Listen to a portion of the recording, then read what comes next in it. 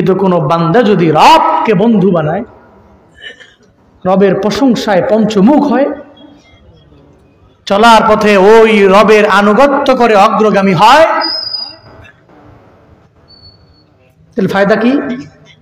আল্লাহকে যদি কেউ বন্ধু বানায়, দুনিয়াতে বিপদে পড়লে, মুসিবতে পড়লে আল্লাহ স্বয়ং বান্দার সাহায্যকারী হয়ে যায়।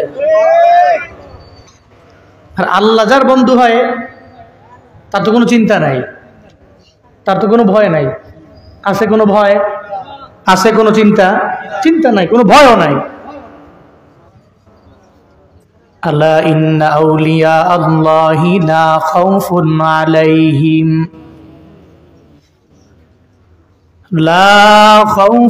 আলাইহিম ওয়ালা হুম ইয়াহজানুন।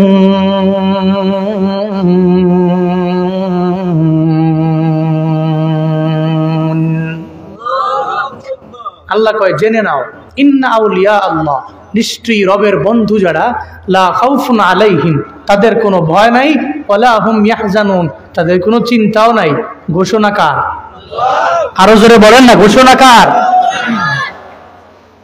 এই জন্য বন্ধু বানাবো কারে? প্রশংসাও করবো কার? সর্বহালত। নাকি গরিব থেকে ধনীতে কনভার্ট হয়ে গেলে আল্লাহকে ভুলে যেতে হয়? কিন্তু আমরা এমন করি, আগে গরিব ছিলাম, খাইতে পারতাম না ঠিক মতো, এখন আল্লাহ পাক 2-4টা ছেলের মাধ্যমে ধনী বানাইছেন। ওসিলা ধনী হয়ে আগে যে আল্লাহরে বেশি ডাকতাম, এখন আল্লাহরে ডাকতে পারি না, সময় নাই, ব্যস্ত। আগে ডে লেবার ছিলাম, দিন মজুর ছিলাম, দিনে আনতাম, দিনে খাইতাম। সকালে খাইলে দুপুরে ব্যবস্থা করতে অনেক কষ্ট হইতো। ওই সময় আল্লাহরে ডাকতাম বেশি, 5 ওয়াক্ত নামাজের 1 ওয়াক্ত বাদ দিই নাই। কিন্তু কপাল পোড়া, এখন ধনী হয়ে, টাকাওয়ালা হয়ে, মোস্ট রিচেস্ট ম্যান হয়ে এখন আল্লাহকে ভুলে গেছে। জোহরে ডাকলে কয় ব্যবসা বাণিজ্যের ব্যস্ততা আছে তো জোহর পড়তে পারি নাই।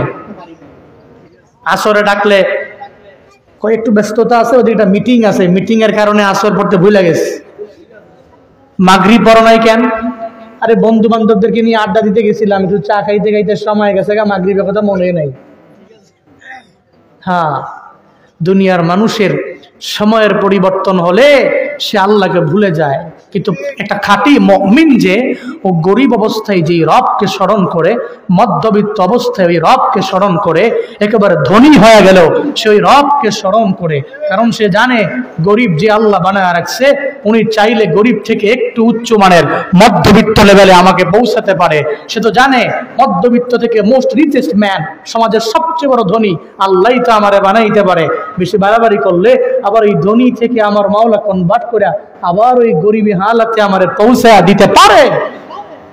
এই ক্ষমতা আল্লাহর আছে না নাই? এই ক্ষমতা আছে না নাই? এই জন্য নিয়ত করেন আজকে থেকে, আল্লাহ যেই হালাতে রাখেন, যে অবস্থায় রাখেন, আমরা সর্বহালাতে রবের প্রশংসা করব। রাজি আছি তো ইনশাআল্লাহ? আল্লাহ সবাইকে সে তৌফিক দান করেন। সকলেই পড়ি আমিন। আর একটু আওয়াজ করে জোরে করে